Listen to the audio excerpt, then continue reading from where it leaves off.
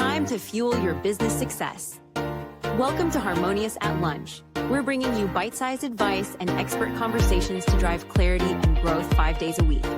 Make sure you join our Facebook group at humanopt.com/lunch, where listeners like you and our guests hang out so we can find harmony in business together.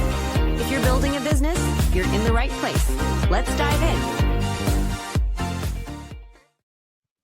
Welcome back into some more bite-sized business advice. In today's episode, I think it's going to be a really fun conversation. We're talking about ageism in business, and we might even talk about how to stay feeling young and actually being young. So I'm excited to dive in. I have a special guest, Dr. Corinne Auman. Welcome to the show, and thank you for being here. Yeah, thanks for having me. So this is an interesting topic. We'll say ageism, not one of the isms that typically get a lot of publicity and talked about a whole lot in the news, but it's a big one. And I think it's even more important in the workplace, because as you start to get up there in age, whether we talk about it or not, there are perceptions that come with that. So why don't you tell me, what do we see in the workplace? What do you see in the workplace as it relates to ageism? So I think first, let's just define ageism, because you'd be amazed how many people have never heard of it. It's bias or prejudice towards someone based on their age, and it can affect people at any age. You might have bias against a young worker in the workplace because you think, oh, whatever the stereotypes are, they're lazy or all they want to do is be on social media, things like that. That would be ageism. But it's more common in the workplace to really think about it as we get older. Our laws about age discrimination really say anybody above the age of 40. So we see it happening as young as 40, but particularly as people approach what we might think of as retirement age, 65, when you're in your 50s and 60s, ageism becomes a big issue, because if you were to get laid off from your position in your mid 50s, it is very difficult to find a similar position with similar compensation at that age, because employers often look at older workers and have a myriad of stereotypes about them. Things like they won't want to learn new technology, or they won't work well with younger coworkers, or they won't be adaptable to our workplace culture. Just all kinds of things that really, each older worker is an individual with a unique set of skills and abilities and adaptabilities. And we have to really look at them as individuals. The stereotypes about the entire group are just that. They're stereotypes. They don't apply to every single person in that group. I find it kind of funny that the ageism starts as low as 40, because I feel like everyone's always talking like, if you're under 35, you're not old enough. And if you're older 40, you're too old. So it's like, oh, cool. We have a 5-year sweet spot to do anything in the workplace. That's right. Mm-hmm. Yeah. Don't lose sleep over that one. If you're outside of that window, I'm personally outside of that window, so I guess I'm screwed. Yeah, me too. Okay.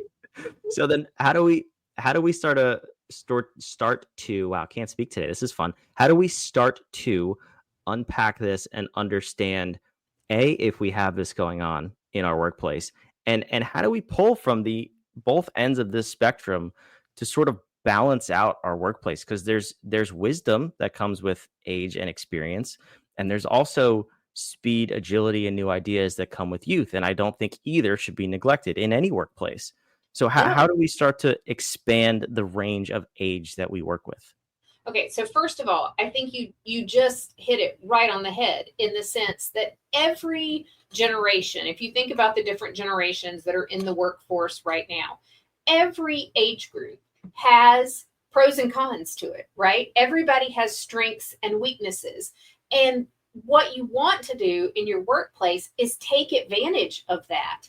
Realize that you don't want all 20-somethings. And you don't want all 50-somethings. You want diversity in that age range that you have in your workplace, because each group is going to have things that they're really good at and that maybe they're not so good at. And so it gives your workplace strength to have that range of skills and abilities. And they can also teach each other things, right? Your older worker may have better customer service skills because they've done a lot more working with people and navigating difficult conversations and difficult situations. And your younger worker may have more social media technology kinds of skills that they can help the older workers learn.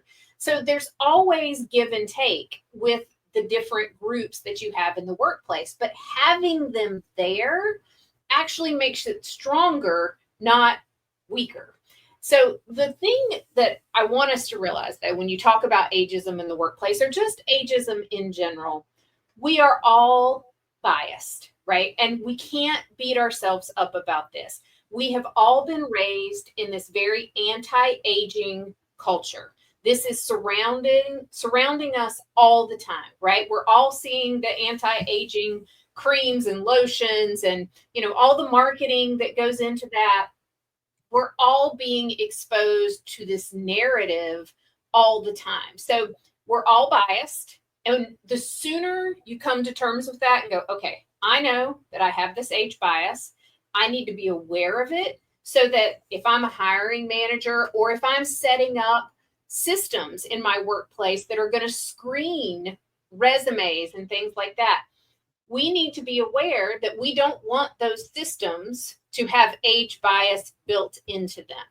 Or if I'm the hiring manager, I want to go, okay, I know that I'm probably going to be biased because of this culture that I'm living in. I want to make extra effort to evaluate these resumes or evaluate the people I might be hiring based on them and not on my stereotypes. And the sooner, once you become aware of this, of your age bias, once you start really paying attention to like the messaging that the culture sends us and how often you hear age related jokes and things like that, you will just be amazed at how often this is happening all around you. And so you really realize how saturated you've been. And that's the first step, right? Becoming unage biased, right? Age bias free is really an inside job. It starts with your own thoughts and your own perspectives. And once you start paying attention, you'll catch yourself and go, oh, why do I think that? Or why do I say whatever I say? One of my favorite examples is when people say it's your birthday and people go, oh, you look great for your age. Why do we do that? Why wouldn't you just look at somebody and go, happy birthday, you look great? Why do we have to say for your age at the end of it? Or you'll find yourself, saying ageist things yourself. I was in New York with my husband and I had AirPods I was trying to get to connect to my phone and they weren't connecting. And I said, oh, these are my old ones. They're just old and cranky. And my husband looked at me and he said, your whole thing is anti, like, he's like, did you hear the words that just came out of your own mouth? And I did. I was like, yeah. Why do I say that? Like, why would that be my automatic response? So paying attention is the first step. Yeah. You bring up hiring too. And it's baked in, right? Like if you look at a resume, which I hate doing, by the way. I in any company I've ever worked in, I never look at resumes because I think they're dumb. That's a different podcast episode. However, if you do, it's like, okay, well, I'll use my own age here. It says I graduated college in 2014. If someone else's resume says they graduated college in 1964, you can kind of tell how old they are, and there might be some immediate thoughts and biases that flood into your mind as a hiring manager, as a CEO, a leader. That kind of stuff is you're immediately tainting that person, the one you've judged. Like how do we get away from this stuff? Because like you said, it's baked in everywhere and it's baked into ourselves, our own perception. So if we look at that and we have that thought, it's there. Now we have to somehow get around it. How do we do that? Well, if you are someone who is looking for a job, one of the things that's recommended is particularly, and I think this is actually true for anybody of any age, but particularly for older workers, is to make your resume age-free in the sense that you put your degrees, but you don't put the year you graduated on the resume. Interesting. Now, you still will be able to tell how much experience somebody has by how many things they list and the level, right? Are they executive level, things like that? But especially as we've gotten into the age of AI and AI screening resumes and things like that, making them as age free as you can, because the AI is built by humans. And if humans are age biased, then the AI will be too. So trying to take those things off of your resume so that it isn't automatically obvious how old somebody is helps protect people from automatically being dismissed simply based on their age. Yeah, that's a great tip. So age free on our resumes, cage free on our eggs. It's Yeah. almost the same thing. Okay, but you actually shared an interesting idea with me before we started recording with our own perception of age. So you and your old cranky AirPods, the way we perceive it is actually going to influence our own lives or the way we treat maybe our close family members. Yeah. If you're a leader in an organization, you have a small business, and you're, we'll say, above 40, so now you're apparently old for some reason. Mm-hmm. How do we kind of retrain our own minds so that we have more longevity and we believe that we can lead and grow our company for longer? Because that's huge, is the way you think about yourself and your ability to lead and run a company is Mm-hmm. going to influence the success of that organization. Yeah. So what we were talking about before we started recording was there's research that shows that your view on aging, your own internal, thoughts about it, really impacts how well this goes for you. So, for example, people who have a positive outlook on aging live on average 7.5 years longer than people who have a negative outlook. They walk faster. They're less likely to get heart disease. I mean, just there's all these positive outcomes that come along with a positive outlook on your aging process. And that makes sense, because if you are someone who is positive, right, you're looking forward to the years that are ahead of you, then you're more likely to go to the doctor, take care of yourself, exercise, eat healthy, because you're excited, happy, engaged with life, thinking about what's coming down the road. Versus if you're someone who has a very negative outlook, you're thinking things like it's all downhill and there's nothing I can do about it, and my best years are behind me. Well, then you don't take the steps and do the things to actually take care of yourself and make this go well, because you're like, well, what's the point, right? It's all going to suck anyway. So just that internal dialogue you're having in your own head about what am I capable of, because, and how does my age impact that, if at all, right? Does it matter? And if it does matter, well, what could be good about my age? And you mentioned earlier, like experience, the wealth of knowledge that we come with as leaders and older workers. There's a lot to be gained with all these additional years of experience. And sometimes we just kind of, in our youth obsessed culture, we kind of overlook all the things that you gain with these years of experience. I know me personally, maybe this is some sort of ageism as well. I'll just admit to it. But if I go into a company that we're consulting with, and we're helping them with their people realign their team, their roles, their leadership team, and I don't see gray hairs or no hairs, and all I see is youth, I get very nervous. Mm-hmm. I mean, and the other way around. If all we see is the gray hairs and there's no youth, I get a little nervous. I mean, you have to have this distribution of age and experience, because that's everything in life has to be well rounded, right? I mean, look at nature. There are young trees and there are old trees in the same forest. There are young animals and old animals in the same tribe. It's this natural replacement effect that has to happen. But humans, for some reason, we tend to get away from what nature has designed, and it's just fascinating how that works, especially in the workplace. Yeah. It's really interesting. Marketing, I think, is notorious for this, because they want to market They want to get people when they're young. Like they want to get consumers when they're young, because then they think they'll get them and they'll be lifelong users. But when you look at marketing, there aren't that many older people in marketing agencies and advertising agencies because they're so like youth focused.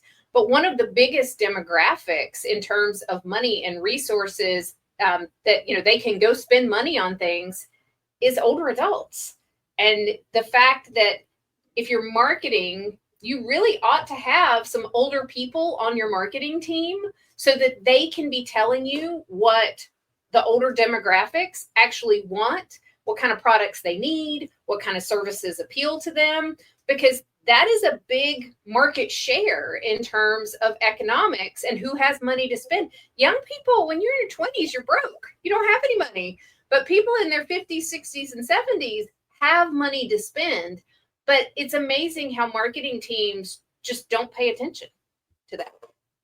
Yeah, it's always funny to see a marketing team of like 22-year-olds trying to market to a 75-year-old. All they who are can not speaking the same language. Well, and all they can do is think, because they believe the stereotypes about growing older, all they can think about is healthcare stuff. Oh, we're going to market, medicine or walkers or healthcare products to them. They cannot see older people as fully developed, well-rounded humans with lots of interests and activities and things that they want to do. All they can see is healthcare. I mean, it's amazing. It's crazy. It's almost like once you turn 65, all you do is go to the doctor. That's the perception, I think, of people. That's the perception, but that is not the truth. No, definitely not. I'll tell you a quick story. So my day job is as a care manager, and I help families kind of navigate the healthcare system. And when I started my company, I very naively thought I was going to be working with 40-year-olds who were caring for 70-year-olds. No, I'm working with 70-year-olds who are still working, volunteering, out, doing stuff, engaged. And those 70-year-olds are caregiving for their 95-year-old parents. Yeah. And that's part of it. Like, I was so wrong. And if I was wrong, because I have a whole background in working with older adults, if I was so wrong, everybody else who isn't thinking about this on a daily basis probably has some inaccurate perceptions too. Absolutely. Yeah. And I think it's a cool topic because, like I said in the beginning, it happens in the workplace. I think back to my own grandpa, actually. I think he retired. He was in his early 70s and he was in a leadership position, but nothing crazy. But he was kind of, it was the end of his rope, so to speak. The company sort of pushed him out a little bit. And he had, I promise you, another decade of really great work in him. He was mentally sharp. He's physically there. Once he stopped working, that's when his health caught up to him. I think we can extend our own life by just, like you said, just thinking and being young and being in a workplace, being productive. It's when we do adopt these theories of ageism, so to speak, that things kind of start to fall apart. It's a story that writes itself. And I wish more people didn't do that. And your brain is a use it or lose it organ, just like your muscles are. And one of the worst things you can do is retire and then I'm going to do nothing. I'm going to just enjoy doing nothing. Your brain does not want to do nothing. Your brain wants stimulation. It wants challenge. And if you don't love your job, that's fine. Quit your job, retire. But then you need to be thinking about, okay, who am I going to be now? What's my next thing? It could be anything. It can be volunteering. It can be caregiving. It can be starting a business. It can be finding a part-time job, doing some consulting. I don't care what it is, but sitting on your couch or just playing golf every day or doing nothing, not good. Your brain needs stimulation and challenge. So you do see that quite often. If people retire and they don't adapt, they don't find a new plan or a new purpose, that is a very quick way to go downhill. Yeah, I hear you. I hope to never learn the true definition of the word retire. It's not for me. But I have a couple of years before that. Anyway, Dr. Corinne, this was awesome. If someone wants to, I know you have a book, you have a lot of other things you do for people. Someone wants to learn more and explore how this is impacting maybe their company, their workplace, and how to get past it, where should they go to learn more about you and what you're up to? Sure. So it's just my website, which is my name, CorinneAuman.com.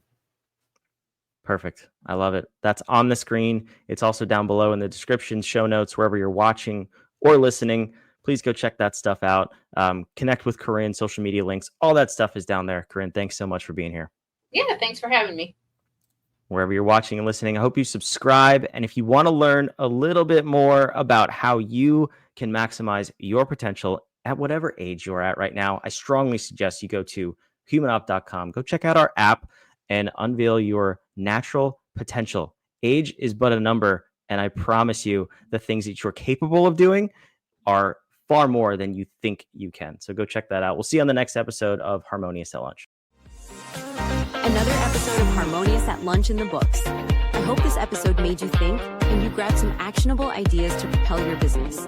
Don't forget to like, comment your takeaways, and subscribe wherever you're listening so we can help more entrepreneurs just like you achieve harmony in their life and business. For cutting-edge tools that bring clarity to your people and processes, check out humanoff.com.